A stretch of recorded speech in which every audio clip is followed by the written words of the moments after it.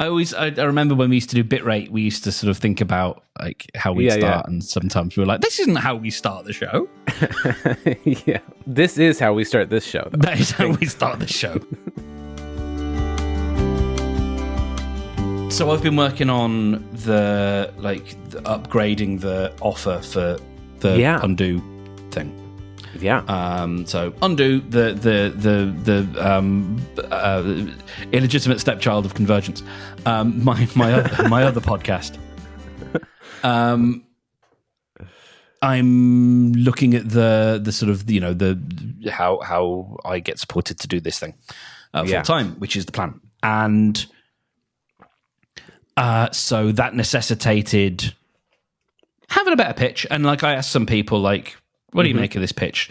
Like I think I said, like roast. I went to a group of people who do basically this is what they do, and the group is about this. Taking your creative thing and being able to earn from it. And it's run by a guy called Jay Klaus, who's like the guy that you speak to about these things in a kind of non-douchebag way. He's the non-douchebag version of this, and there are plenty of douchebag versions of this. So I go to the group and I says, roast my paid upgrade page, page, not upgrade. Roast my paid upgrade page. And I get a couple of responses, but they're like, I don't care about what you're offering me. Like, I don't care about it being ad free. It makes no difference to me, or I don't care about whatever. And like, none of them were like, I don't want to support the show. One of them's actually a listener and loves the show, which is lovely. Nice. But it was kind of like in that way that you Americans tend to be, very direct and very like, I don't care about this thing. Which, okay.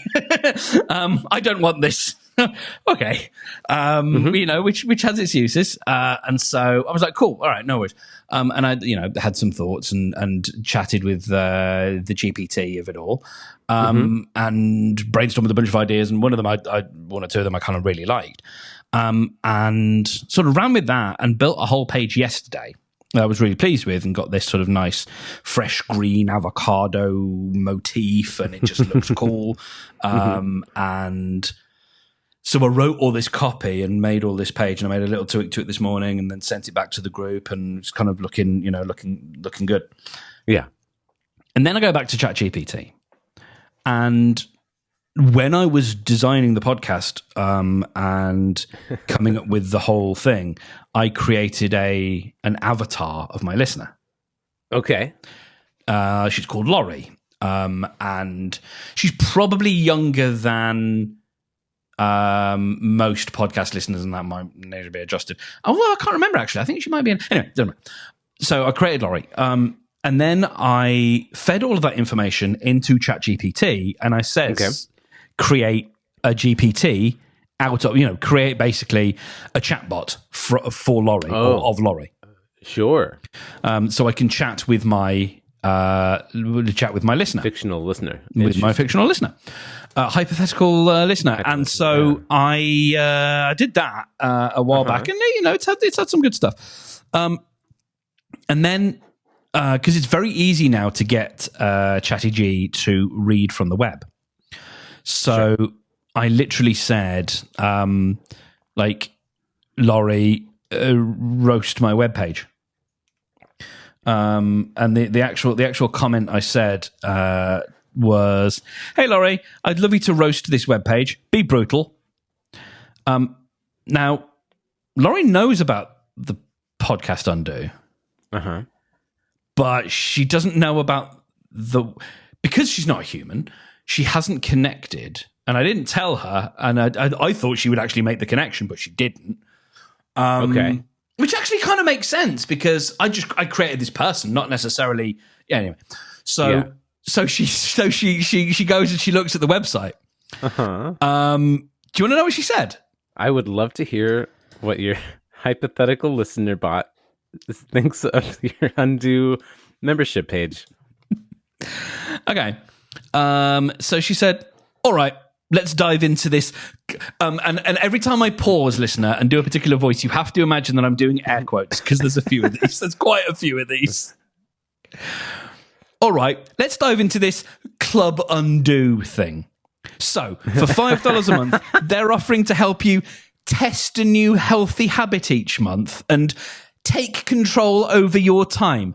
Because clearly you couldn't figure out how to journal for 10 minutes a day without their guidance. Oh, and don't forget the group accountability community on Discord, because nothing says personal growth like being peer pressured by strangers online.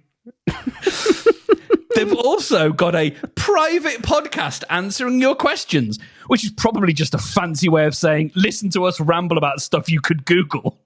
And those monthly reviews of self-help books?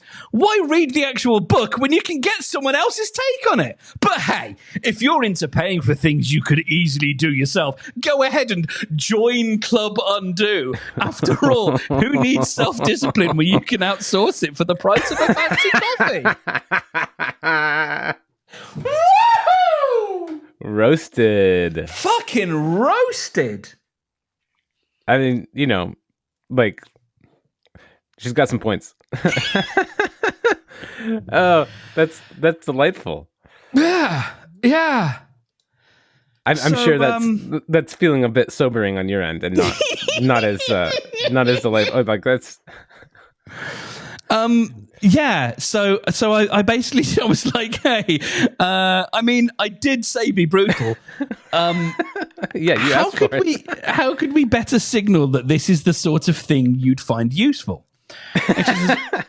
All right. Okay. How about do a complete 180 and help me sell this instead?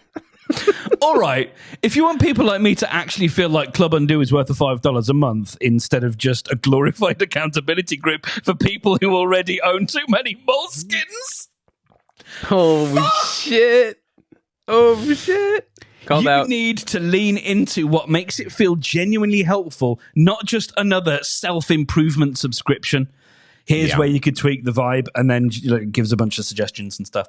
And she was like, at the end, she's like, "Is that all right, or do you want me to go harder?" And I literally said, "Fuck, I didn't think you could go any harder."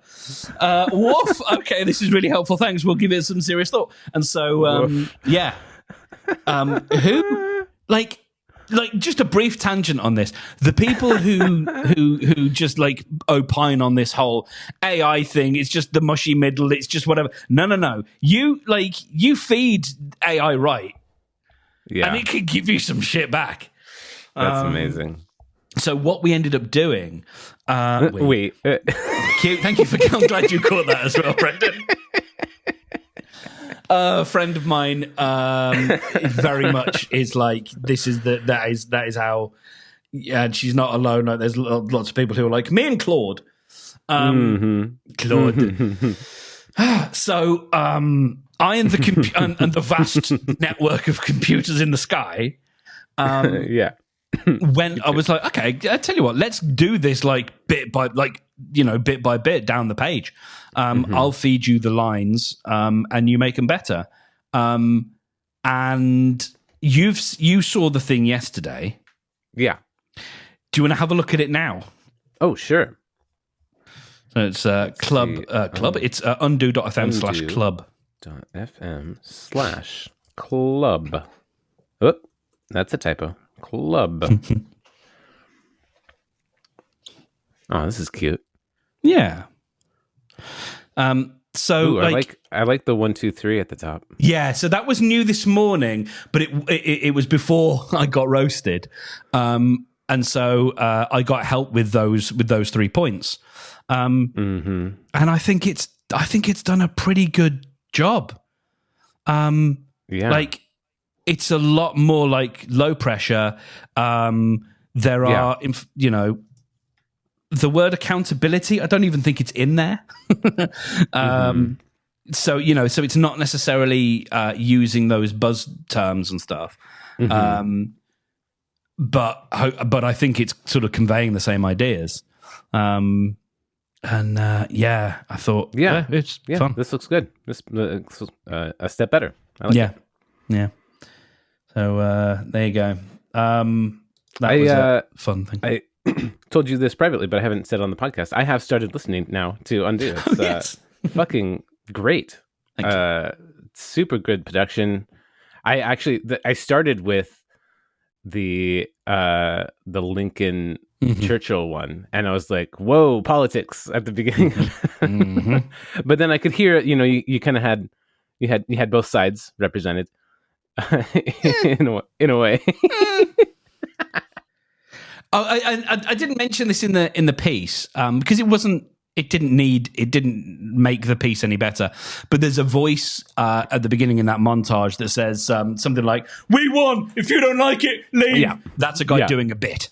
But I just thought it would work quite nicely in with all of that stuff. He is absolutely doing a bit. It did sound a bit put on. A little produced somehow. Yeah. I really love what you're doing with the AI generated quotes, like the voices. That's fantastic. It's cool to be able to hear the old people who weren't recorded. Oh well, those are just film clips. So of Lincoln and Churchill, those are film clips. Sure, but there's a couple of people who are. I think one of whom is still extant, and I was able to get a recent interview clip that I used from. Like all of this is. I shouldn't really do it. I definitely shouldn't do it because I'm doing it without permission. But I am, being careful to just use the words that they've said and not change them or twist them or anything like that. So it's murky, but I think it ultimately just adds texture to the episode. So it's not just me reading the whole thing. Yeah, but you're also not like taking a listener view or purchase away from somebody. No. I am waiting. So it's half term here in the UK, well, in England anyway, which means schools are out for a week, and everything shuts down, which means no motherfucker has paid me. Don't know what it is about the end of February, but it's always an absolute goddamn holy nightmare. I have got no money. Anyway, That aside, I'm waiting on half-term finishing because next week I'm hoping to secure a venue for a community singing group. Awesome. That I am rather excited about. Awesome. Off the back of conversations we've had, like lots of little things have weaved into this. For years, I keep coming back to wanting to do something like I don't know what the word is. You know what I mean? Like it's not charitable. Sure. Of service. Community based. Yeah, and community based, and where you just do a thing and you don't ask for anything in return. And my various alarm bells are going off in my head about like how that is perceived and whatever. Fuck you. I want to do the thing because I think I want to do the thing. Like when I was younger, and I still think about this, of going to a soup kitchen on Christmas Day.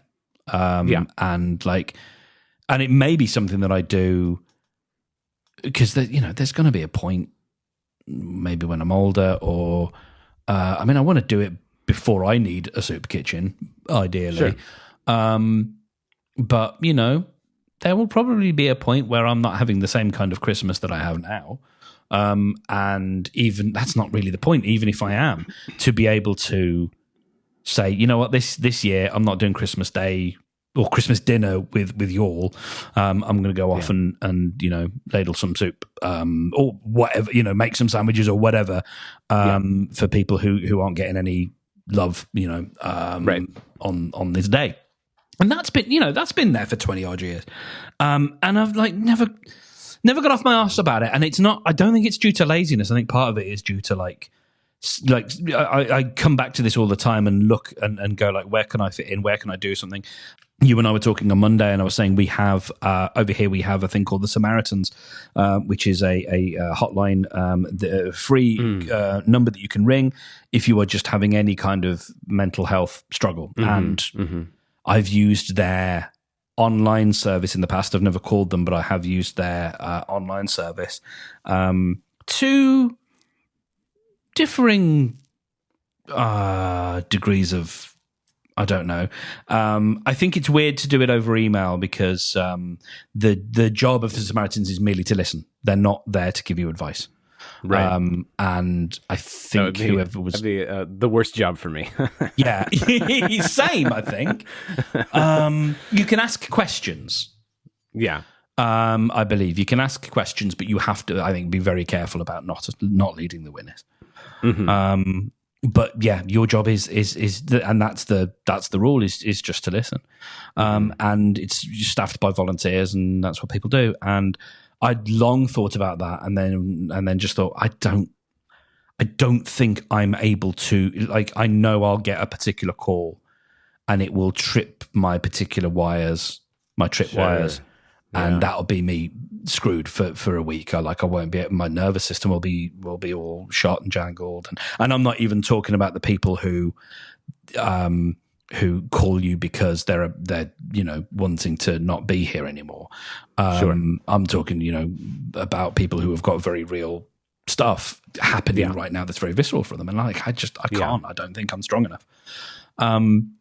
And so that, and I was watching something a couple of weeks ago about knife crime, and it was also off the back of Trump having basically we're getting into it, and this is not just in the US, we're getting it in the UK as well, where the UK's had it for a while actually, where disabled people are the default among people is whenever there are benefits, or you have the particular term welfare, I guess. Sure. The default is to assume people are scamming. The default is to assume people don't deserve it. And that doesn't feel great. No. When you are a person that makes use of that money. Because being disabled is expensive. It costs money to be disabled because there are aspects of your life that aren't open to other people, and so it just is whatever. And so there was rhetoric around that, and I was watching this thing about knife crime and all sorts of stuff. I was just like, got that real itch again of like, I want to do something. And I'm not like change the world. None of that. You and I have talked before and about like just the idea of being there, of kind of just being company, of holding arms out or whatever. And just happened to be with my parents on, it was last Saturday, and a woman came on the telly. I want to tell you about this little thing because it made me laugh from a kind of meta TV making perspective.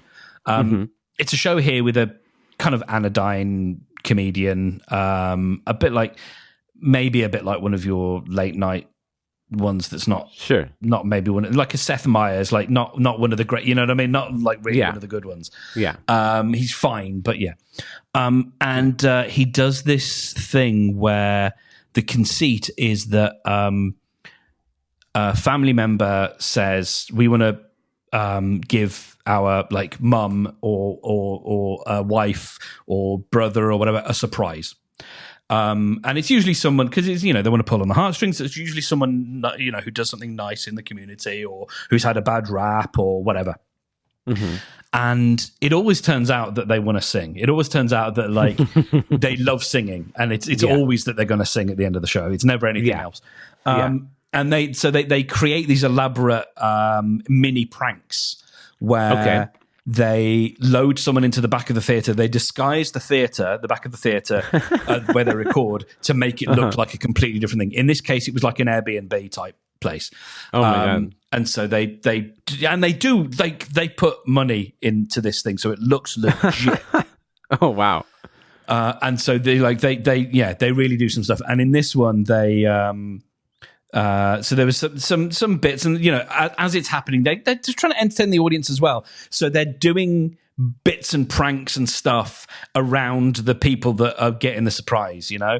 So you've got, Judith, who is the one who's going to receive a surprise. And so she thinks she's staying in an Airbnb for the weekend. She thinks her husband's whisked her away for a nice weekend in London, right? They've come down from Scotland. They're going to have a lovely time. And then suddenly she's seeing these weird minor celebrities just like acting weird, and the receptionist is asking weird questions, doing weird voices. Why is she suddenly pretending to be Scottish and doing a Scottish impression? It's because the comedian is speaking in that receptionist's ear and feeding her, lines, right? Like very kind of pranky. But all in a, all in good fun, because then, she comes into what she thinks is her Airbnb room, and it's beautiful, and it's, like it looks like really nice. And then she's told to open the fridge. We've left a nice little surprise in here for you. And that's where they overlooked the pudding a little bit, Brendan. But she opens the fridge, and the fridge door is the door from backstage onto the stage of the theatre, where there are like quite a few thousand audience members who are watching the show who suddenly go mental. And it's so weird, but I love it. Yeah. 9 times out of 10, maybe fewer, but let's say 9 times out of 10, the person is shocked, right? And they're surprised. And sometimes they're quite old. And so they treat them quite nicely. And they're like, we don't want to give them a big shock. So like, we'll lead them in gently. And sometimes they do the big open the door and whoosh, and everybody's excited.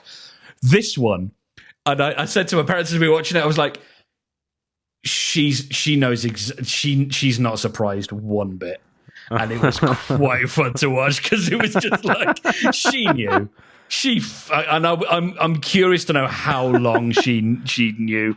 I reckon it's one of those things, because I can see the conversation happening where, like, maybe it's in Scotland, maybe it's elsewhere, maybe they've come down from Glasgow, and the husband's like, listen, we've got to go. And the wife's like, oh, you know what?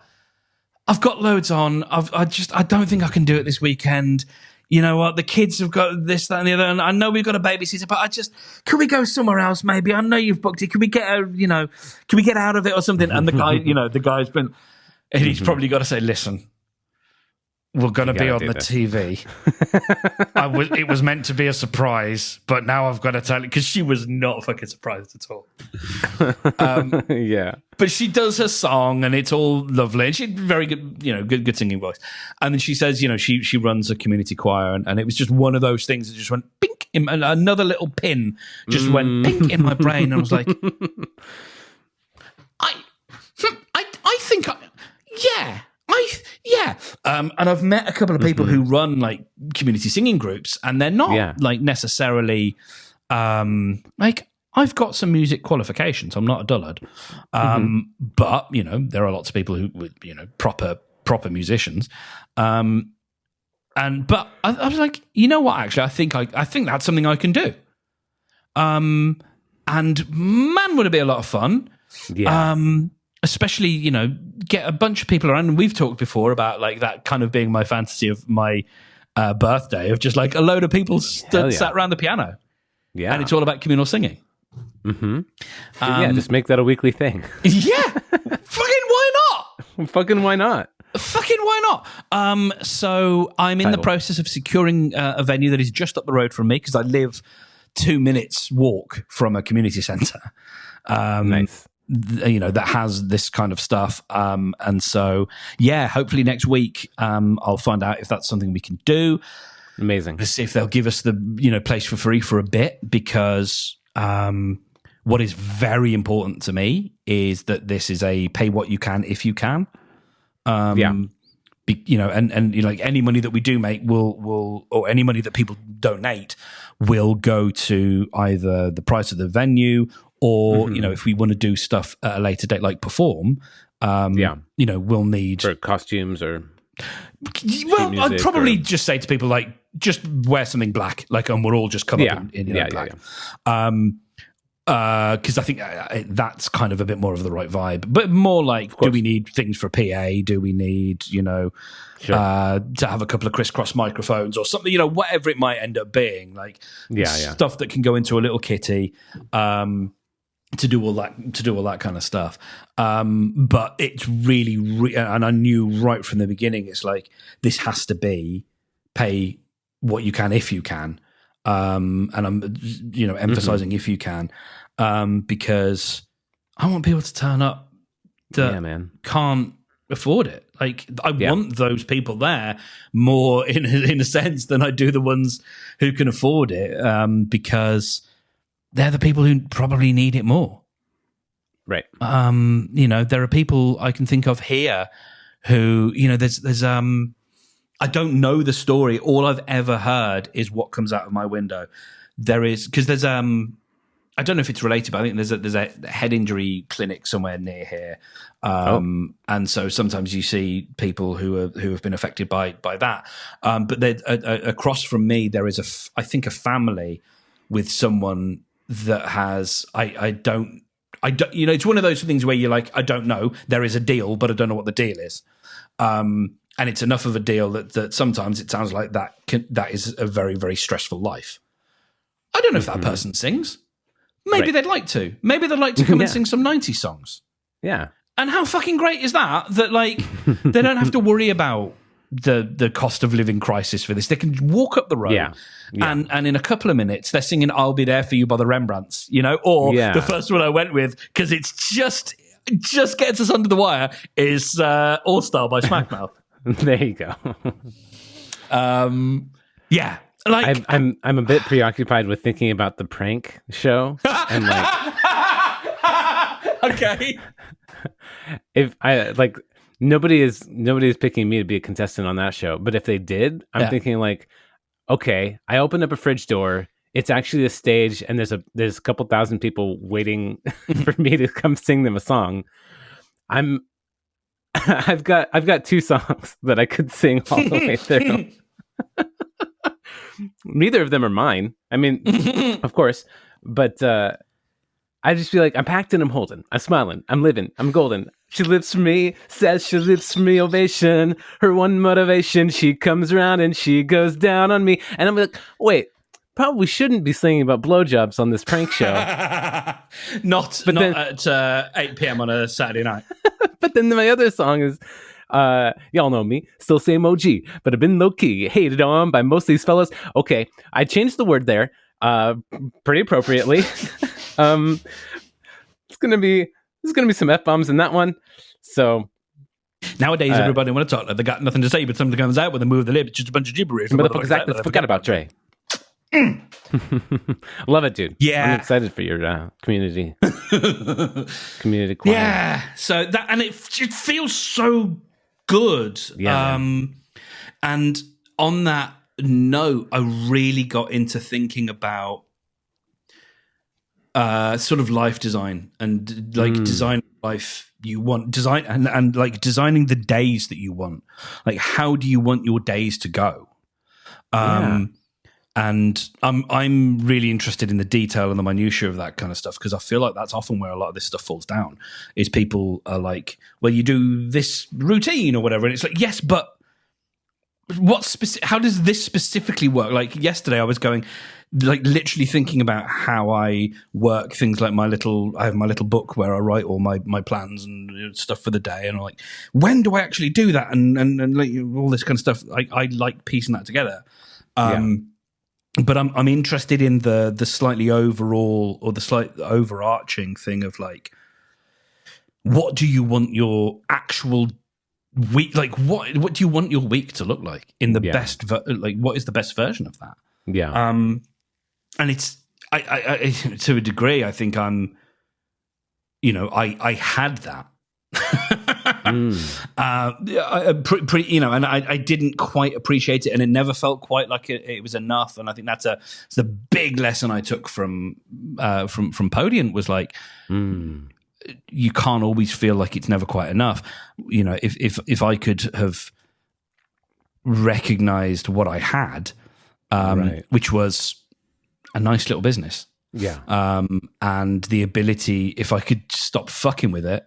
Something that worked nicely, and I could actually leave it alone, and it would be fine, and I could go and explore and do other things. I think you and I have probably talked about, and I think I've talked about elsewhere about like 2019 being such a hard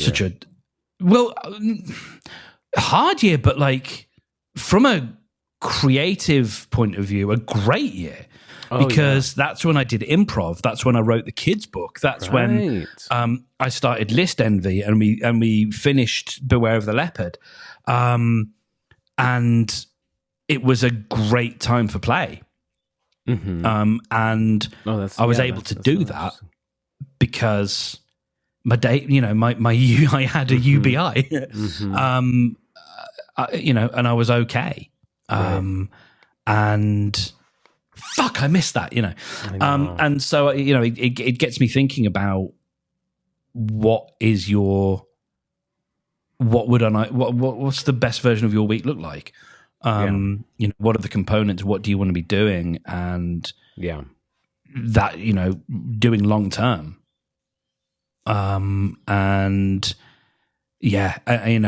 So sitting here as I am now near the end of, or as you listener hear this, getting into knocking on March, I'm thinking I've got no money because no one's paying me. That's fine. They will.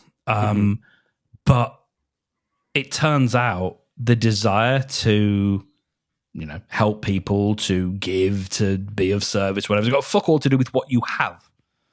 Yeah. It's not to do with that. It's not about whether you have enough or whether you have things. Like, that desire comes from a different place. Yeah. And I think it comes from understanding either it's having an abundance mindset or at the very least not having a scarcity mindset and realizing what I do have is time. And I want to use that time goodly. So yeah, a sense of purpose. Yeah. Well, and in a few different directions, like undo. And it's all like we've talked about is, and I think it was last week or the week before, talking about sort of that, defining that kind of purpose, and the things that you do and the things that you reject are in service of that question of like, what is the life that you want to be leading, or what is the theme that your life takes, and then these other things that you do are all around that theme. So for me, like, I love, we made the joke last week's episode about you giving me blue balls with God Mode, and I've got another friend who's sort of similar kind of thing, and like my job to a degree, or my theme, my purpose, if you like, is kind of being a creative diuretic. Nice. And get it out of me. Yeah, just like flush it, over here we have a company called Dino Rod, who I think do that with the toilets, and when you've got a real blockage, that's who you talk to. It's that, like, let's get it out. Let's help you express it. And fuck, like, how cool is that? And then all the things that I do, whether it's undo, whether it's the singing group, whether it's working with you and thinking about opening up my time on a mentorship basis to strangers who want to work with me, like, that's the good shit right there. Like, that's it. And I want other people to be able to find that. And it takes it takes time. Yeah. But it also, it's like this last point for me is a lesson I think I've been trying to tell myself over this week is, I think I've been waiting for my life to begin. I think I've been waiting for, like, I don't know, someone to tell me that it started, or from some other external cue. And right now I'm like, no, it's like it starts now. Like it's begun, because I've decided what the shape of it is. And right now, yes, a lot of my day job, less of it than is ideal, but a lot of my day job right now involves, let's ship these podcasts, let's make them really good, let's make my clients happy, let's make good quality stuff. Shipped one today that was very difficult to listen because it's a man with mouth cancer, and you can hear the cancer, and it's my god. It gives me chills. Yeah. It's and so, doing good work there, doing what I can, but recognizing like what the next sort of big purpose is, and what that looks like, and designing my days with the assumption that is already the life that I'm leading. Yes. If you know what I mean. Like, I'm already there. So the days need to kind of be around that. And yes, right now, my kind of 9:30 till 5:30, 4 days out of 5 or whatever is paying the bills. But the whole life has to be designed around this idea that no, my actual job, my actual thing is being a creative laxative. I love that, mate. And you do that well. Like I feel inspired to push forward. Thank you. And my on my endeavors because of your encouragement and skills. Thinking more about the community choir, it reminds me of how I've kind of recently joined a community choir of sorts. We're not going to go out and perform, but Margaret and I have started going to a church, and I kind of like it. Yeah.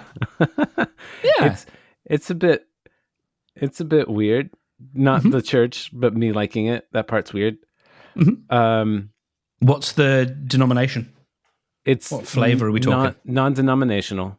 So they're really Jesus heavy, because it's like that's the thing that gets us all together, I guess. That's the mascot. Yeah. which I have issues with.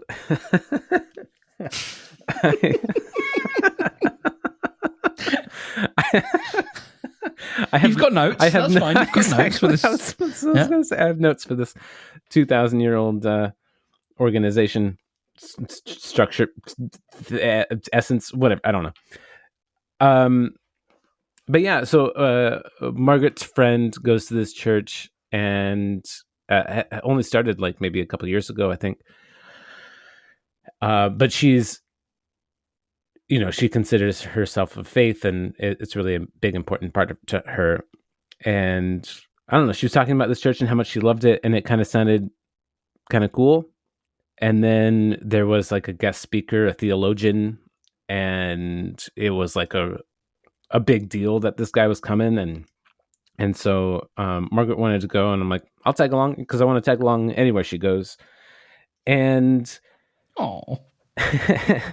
and it was pretty cool. The theologian, like he did a great job presenting. And honestly, one of my favorite things about it was it was an analysis of a section of the Bible. It's like the Bible is their core philosophy, which it's like a Bible to them. I have notes, but they. You can't make notes on the Bible. You can't draw on them. And you get very upset. Yeah, it's sacrilegious. Margins. The paper's very thin as well. Sorry. Yeah, I would just rip it up. Scribbling. So they had somebody from the audience read the passage, and then he comes up and he's talking. He's like diving into it and all the what it all means. But then he also and that's great, and I feel like that's probably church. But what I liked is that he would, because he's studied this so much, he goes back into the original Greek as the like how it's been translated and stuff, and he's like, yeah, not been Latin. Are we talking? I don't know. They kept saying Greek. Okay, because I guess those Greek Orthodox. Oh, interesting. Okay. Yeah, I don't know. Ooh. It's it would be the New Testament, so I don't know if that was originally written in Greek or not, but like I thought Latin, but either way, he mentioned. In the passage, Jesus as a ghost comes to it's either Peter or it's Mary, Peter, and Thomas. Thomas is the doubter. Thomas, he had to put his hand through the hole in Jesus. He had to put his finger through the hole of Jesus' hand. So it wasn't Thomas, it was Peter. So he asks Peter 3 times, like, do you love me? Yes. And Peter's like, yeah, of course I love you, Jesus. You're Jesus. And then he's like, okay, great. Do you love me? And he's like, what? Yeah, of course I love you, Jesus. And he's like, great. Do you love me? He's like, okay, I'm kind of getting upset now. Yeah, I love you. Fucking take it. But then in the theologian goes into how the original intention for those questions was Jesus asking, do you love me the way God loves everything, the way with the full breadth of love, like the complete utter passion of love. And Peter's response was, of course, you're my friend. And a friend, a friendship love is a wonderful kind of love, but it is not the same thing as being connected to the world and the universe and everything, and the full vibrant love of passion of God. And then he repeats that again. And then the third time Jesus asks, he says, "Are you my friend?" And then Peter's response is, then he gets disappointed. He's like, "Oh, now you're thinking less of me. Now you know I have less to give." And he's disappointed that he has disappointed Jesus. And like, they're both ways of reading it are interesting, but like that one has so much more depth to it. And I'm like, oh, I mean, that got me excited. There was more to it. So that was cool.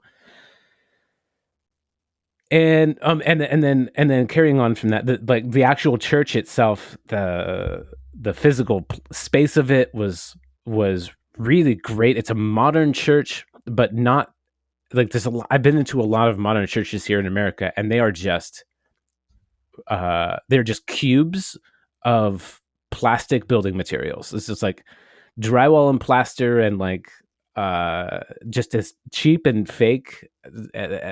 You go into old cathedrals and it's gorgeous and beautiful and tall and majestic and everything. Not my vibe. That feels very cold and old, and like I'm not into it. I do like the modern, but very modern is so gross to me too. But they have it's like a rustic, not rustic. It's like just well designed. It's like this giant beam ceiling, and there's like a lot of wood everywhere. There's a lot of fabric, and it feels like natural materials and not just cheap stuff thrown up. And then they have a live band, which is great. It kind of like, I guess they rotate between different members that come up, and they're all like super pro, because they're doing a live performance every week, and they're just like really on it. They got the Beatles vibes there, and and the songs are actually kind of good. Like, there's a couple of them that Margaret and I have been listening to outside of church, because like this one is called I can't remember the name of it now. I also will, or something like that. And it's like just going through like, oh, you made all of the oceans perfect, and so will I. And there's this line like, God gives his breath and 100 billion mistakes evaporate, or something like that. And in the moment in the church with all these people singing and like putting their hands up and everything else, I just broke down in tears. I was like, fuck. Like, and it had just come off the time of me opening up about the apple picking, and just thinking about all the things that have happened in my life and stuff. And it was like, yeah, it was really moving. So, and the pastor's really cool. Margaret's pointed out that he kind of has like this pop punk voice, and he's kind of like young and hip and like nasally a little bit, and just kind of like into it. He's super into it. and so that's fun. Yeah. But so, okay. So now we can get to the notes, because I do really enjoy it. I like going. I'm going to keep going back. But what was kind of cool is that it kind of, especially the second time I went, it helped clarify what my doubts are. I knew I had doubts. I knew I didn't really believe the same structure of everything that they believe, especially since it's interesting you use the word doubt there. Yeah. Because usually, if people are within Christianity or within a faith, they would talk about having doubts. Yeah. And is that what you mean when you say you had doubts? I guess I'm meaning I'm trying to use their words in terms of these are the things that that strike me as ridiculous. The areas of my brain and my way of thinking that are counter to what they seem to be saying. And so I have an incongruity, and I'm looking for clarity.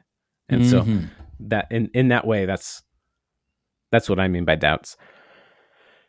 I guess a person would typically use that as in like they consider themselves a believer, and maybe for a while, but then something creeps up and they have a question. And yeah, I'm coming at a little bit from the opposite area, just using their word. And also this is coming, like we've talked before about my mush rants and how I feel completely connected to the universe, and I have exchanged thought words with spirits in multiple forms, and so I like my worldly experience is very different from the rigid structure of the Bible. And I believe in things that cannot be explained, viewed with eyeballs, and there's magic out there. It's like that's not really the problem. Like Jesus rising from the dead, like okay, I don't know, I wasn't there. Seems unlikely.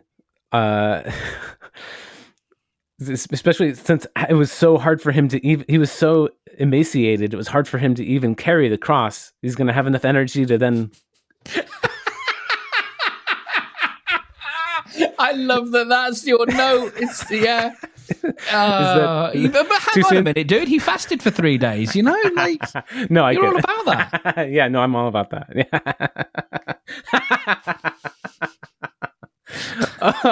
He was just building his strength. He was getting, He was getting his ketones in gear. That's it. Yeah. He only became stronger. Yeah. Okay, doubt resolved. And then also, like, okay, the immaculate birth. Yeah. I mean, you're telling me that, and not that you sound like every, and not that Mary got like around. Every 90s knockoff of George Carlin now. You're telling me. While we're at it, what's the deal with airport food? What the clarity that came to me in my latest church endeavor was I have a problem with the personification, gendering, and patriarchal depiction of God. If God has to be gendered, God is a woman. Like, women create life. They're fucking magic. They're incredible. Like, what in the world? Gendering God as a male feels like a man grasping for relevance and dominance. It's like this is a joke, right? I'm baffled by that. So, in my view, God is beyond gender anyway. God is everything. I am God. God is creation. It's Heretic. not. Can't say these things to Christians. I also like he's a man in the sky with a beard on a cloud. Oh my god!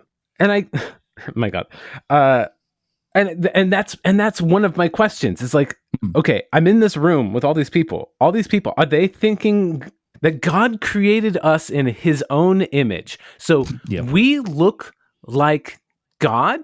So we this is what God looks like. He's like, we could see Him if we could see Him, which we can't because He's invisible and ever present. Yeah, but if we could see Him, we would see we would see this, and it makes me like, okay.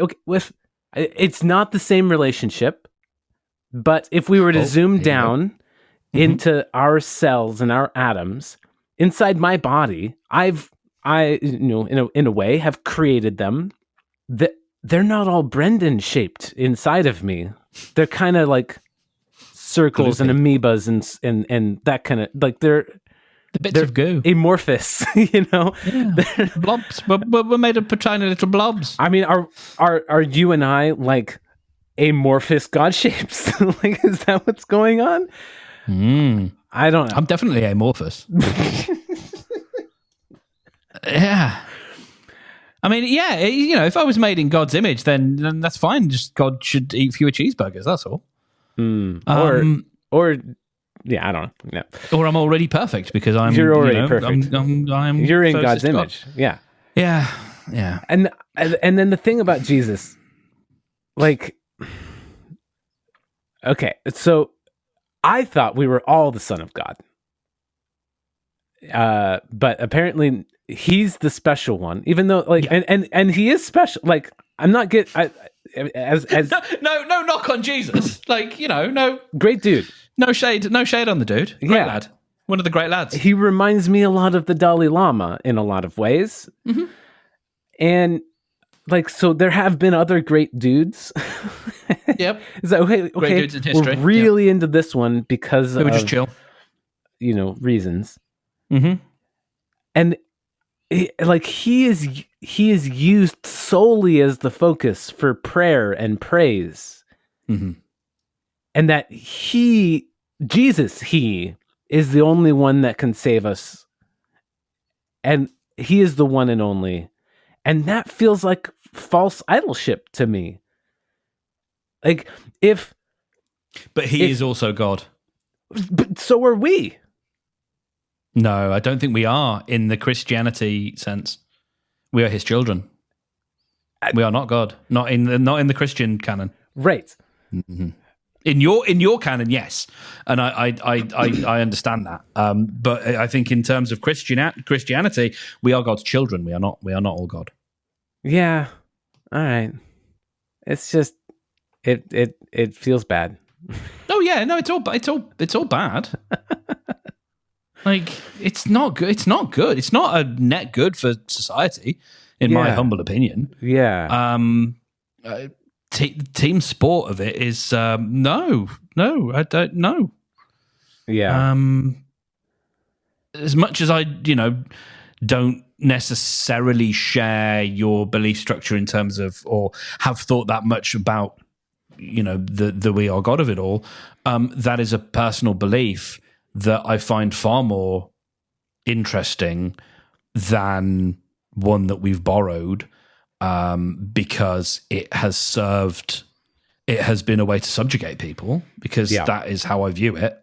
Same. When I think of Christianity, when I think of most religions, and that's why I kind of look at Judaism and sort of go, okay, I know there's a lot of guilt there, but also like there seems to be a sense of humor and a wryness and a sort of an understanding of the world, and judgment feels very different than it does in Christianity. And I know there's this whole like wave of the cool pastor and whatever the fuck. Mm-hmm. But when I think of most organized religions, I think of judgment. I think of being told how and what you're doing wrong, and how you should be doing this, and how you should fear.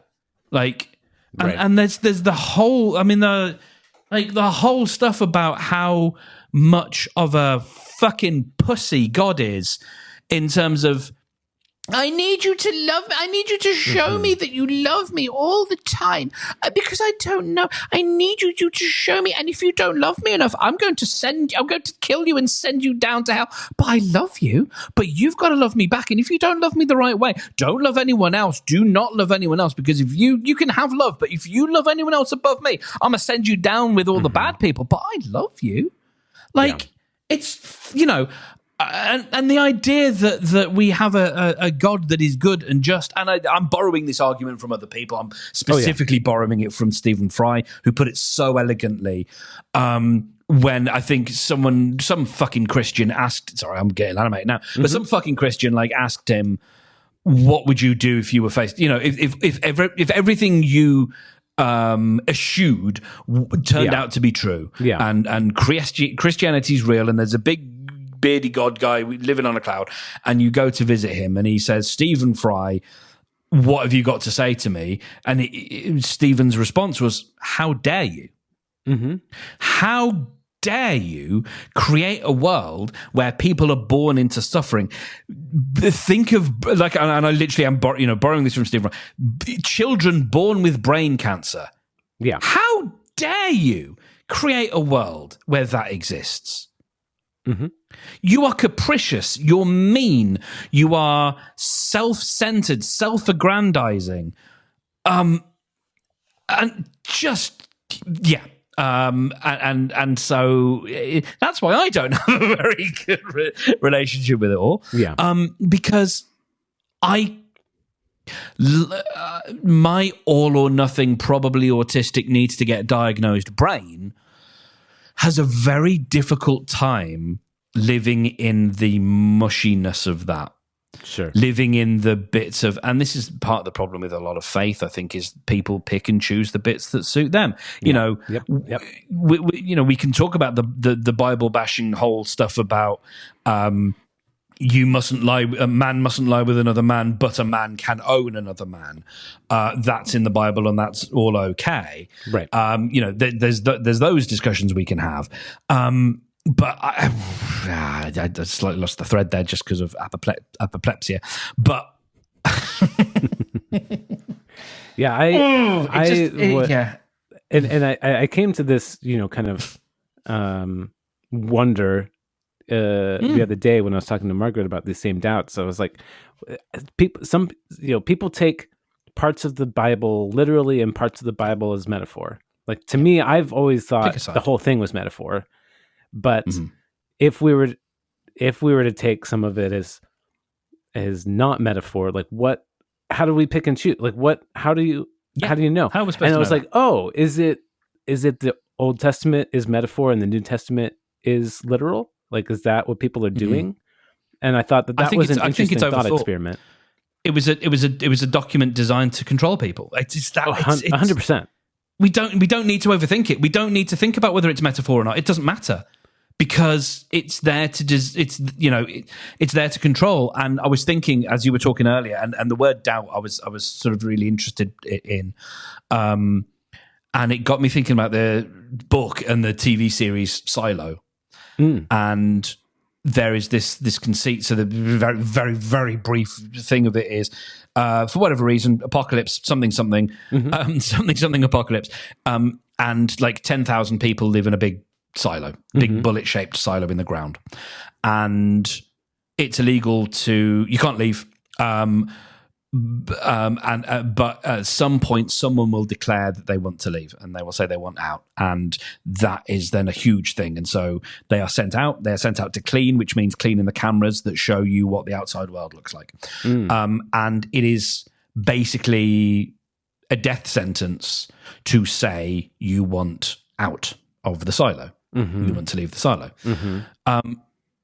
What that says to me is the same thing it says about doubt. And not now, not in a modern world where we are a lot more tolerant and we are a lot more understanding. But, go back enough 100 years, right? And I think the same thing would be true. Like, we know Galileo copped shit. We know Darwin copped shit. Oh, yeah. We know Hawking had to cop some amount of shit about God. He had to put God into his work. He's a man of science. Right, he's an intelligent man, and he had to put some God shit into his initial papers, because the idea of saying you want out of the silo is to say you want death, you want out of the tribe, you are excommunicated. Right. What part of that has any constructive value in society? There were also scientists that legitimately had faith. Yes. And like, to them, it wasn't one completely defeats the other. Like, science completely defeats faith, because, and I've met people who are like that as well. Yeah, like, because for them, faith is beyond, and science is the ever marching forward of trying to prove faith. Yeah. In a way, and it continually finding new ways of discovering and understanding the world that we live in, and it's like faith hasn't been disproven yet, and so it's still a theory that can be believed in. kind of thing. And it's essentially my understanding of this from having a conversation with someone I like a lot, and who is very intelligent, more intelligent than me, and is also someone who believes in God. It's like, they also believe in science, and it's just yes, but God. So you can go, all the things about science, all the things, but God at the top. He's the one at the top of that. It's like all the things that you believe, but God at the top. God did it all. Like, okay. But so yes, the two things do coexist in people's brains, and they live with that ambiguity every day, or that, not ambiguity, but that whatever the word is. Yeah. Yeah. I mean, yeah. Like, for me personally, as a person who's primarily believed in science my whole life, the Big Bang always seemed like, well, yeah, that's just God, right? Like, okay, it was all microscopically dense, which is impossible because water can't compress, but whatever. The whole thing's impossible. Absolutely, yes. And, the universe is expanding into what, as we've discussed before. Yeah. But okay, sure. Yeah, okay. Also, then what created that? Yeah, absolutely. I think cool. Yeah, I don't. And this is one of the things about getting older that's so much fun, is being able to go, I don't know. Like, no idea. Don't. And does it matter to me? Yeah, like, I don't. Doubt is the wrong word. What am I trying to say? Like, if it turned out that there was a God, my belief system wouldn't be shattered. I'd go, that's fucking great. It's just not the one that is just not that one. Because that one sucks. Yes, that one that is the one that you made up before you knew there was a God. That one sucks. The one that you use to manipulate people. Things. Yeah, exactly. But I think actually, if it turned out that I'd be like, fucking great, let's go and have a word. Like, I'm genuinely, this is fascinating, and let's find out. I don't think I would be shook, because my faith isn't based on science. My faith is based on my faith is based on, what am I going to believe tomorrow? Yeah. What am I going to learn tomorrow? Who's going to tell me I'm wrong about something tomorrow? Like, what do I get to learn? And the idea of a big revelation where they go, we finally met him, and he's a man in a shack, and it's like, awesome. Let's ring him up, or whatever. Like, I'm being flippant, but sure. I am here for that. I'm just not here for that guy with the beard, because that guy sucks. Yep. Yeah. Yeah. It sounds like you've had kind of similar situations that I had, and Margaret didn't have those. And it was interesting because, like, when I would talk to her about my feelings about religion early on in our relationship, she was so confused because she was in these churches that were like Imago Dei that we're going to now, which it like completely different than that. It's all about love. It's all about acceptance, and it's like, if they took the words, if just Jesus, like, even like God doesn't trigger me anymore. I found out now it's kind of just Jesus, but if they just took the Jesus worship out of it, like 100% cosign everything that they're saying. It's a beautiful message of just peace and love and acceptance and togetherness, community. There's so many different, they have so many different ways to take care of your kids so that you can come and be in a community. It's beautiful. And that's kind of similar to what Margaret experienced with her childhood church, and so different than what I experienced when I was either forced to or opted to go to these awful churches. Yeah, it's kind of fascinating how flipped it is, and how abusive it is, taking such a kind of beautiful message and using it to manipulate. And that's human. That's what we do. It is. And I feel compelled to make the point now that, like, I think everyone I've ever met who does a church thing is nice and good, and I've never had I've been the one who's been the prick. Absolutely 100% of the time when I've had conversations with religious people, I've been the one who's been the dick. and the judgmental one. Like absolutely hands down every time. Good self-awareness. Like this isn't the fault of individuals, and it's also not to say like they're sheep who don't know what they're no, they're intelligent people. And it comes back to a little bit about like picking and choosing the bits that you can receive, because like I think if you try to receive the whole of it, it is too difficult to live with. But we all live with incongruities. We all live with what is the word? I mean, hypocrisy. We all live with minor hypocrisies and major hypocrisies every day. We all walk around with with clothing that was made by children in sweatshops. We all walk around. Yeah, we all walk around with phones that were made by people in factories with suicide nets to stop people flinging themselves over the side. These are things that are in our society, in our lives right now. These are incongruities that we deal with, and we don't face them. Yeah. And so, that is no different, for anyone listening to this. Like, I don't think I'm attacking the religious. I'm attacking religion, and I'm attacking the leadership side of it. Yeah, for sure. Not the people who are part of it, because they're just trying to have a Tuesday. They're just trying to do their best, and I think they want to do their best. And like you said, like they want to care for people. They're here for caring for people. And I think if you had individual conversations with most of them, they wouldn't care if you were on a different team. I don't think they would, because they actually just want to help people, and they want to care for people, and that's partly what drives them to be there. So I kind of just felt compelled to make that point. As much shit as I've given, like. I think the vast majority of the spirit that goes into that stuff is absolutely from a good place. I view Genesis a bit differently than most people, but when they say that God created the world in 7 days, like they take that a bit literally, and the seventh day God rests, which is wholly fun, so funny. Like God needs to rest; He's all powerful. Anyways, I don't view those as calendar days, because the calendar wasn't created yet, but just periods, like they're just sections of time, like the dinosaurs. It could fit in there. It could fit into Genesis if they didn't believe it as a rotation of the sun around the Earth, or vice versa, as we found out later.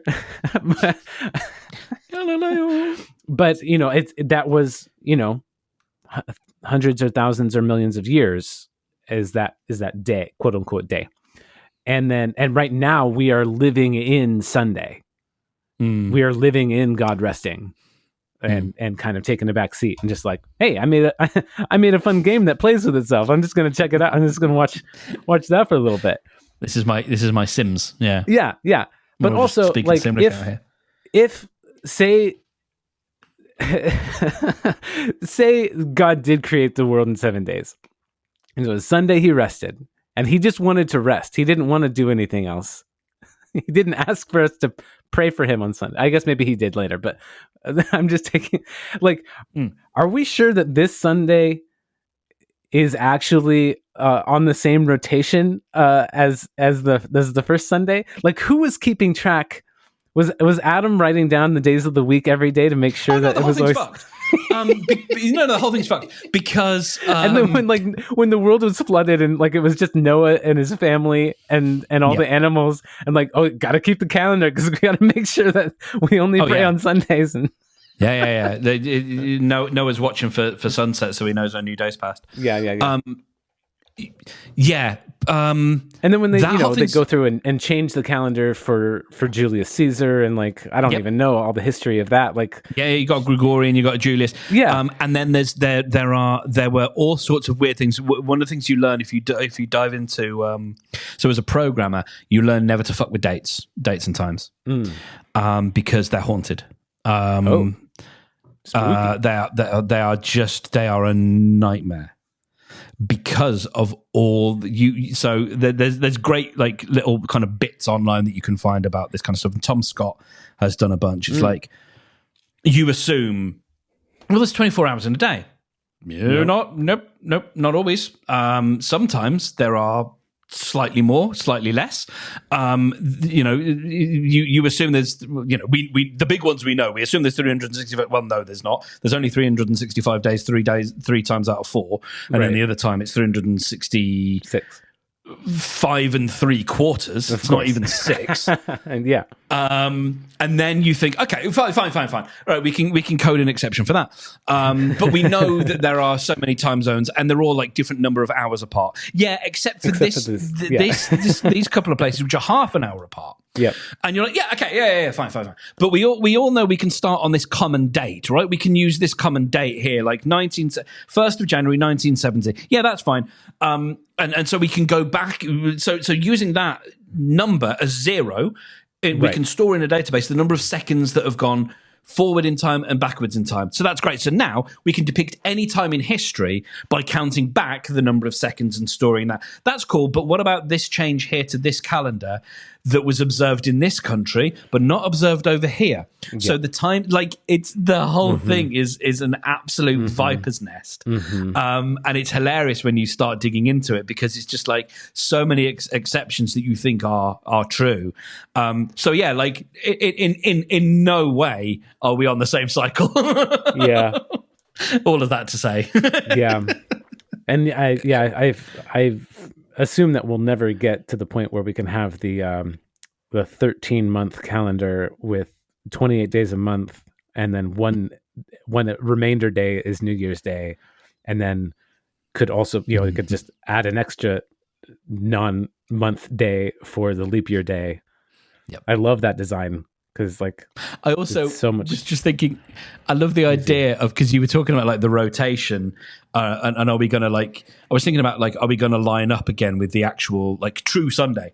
Sure. And it got me thinking about, do you ever have a DVD player and you watch the screensaver and it's the bouncing DVD? Oh yeah, and you wait for it to get into the corner. And you're just hoping that it gets into the corner. And maybe that is what we're waiting for, was we're waiting for that moment where the universe, where Earth basically just goes beep, finally into that corner, which means we've lined up and we're back to a true, the Sunday that was imagined in the Bible is now the same Sunday that we're experiencing right now. The planets align. Wouldn't it be nice? Yeah. Did they do that in the American Office, I think? Yes, they did. Yeah. Yeah, I think it was Michael Scott was giving a talk, and no one was watching because they were all watching the Dunder Mifflin logo. Yeah. Bouncing. That's exactly what I was depicting. It's exactly what I was picturing in my mind when I was talking. Because it's brilliant. It's a good bit. Well, as always, correct me if I'm wrong. In nomine Patri Hox.